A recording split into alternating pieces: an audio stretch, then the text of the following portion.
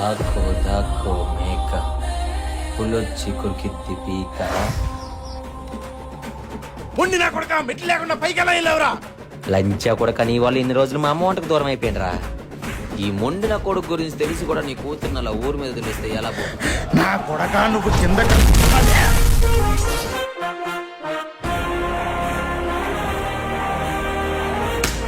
నా కూతుర్ని చంపుతావా? కూతుర్ని చంపిన ఉన్న ముందెట్టుకొని సొల్లు చెప్తావేట్రా బోక్తే.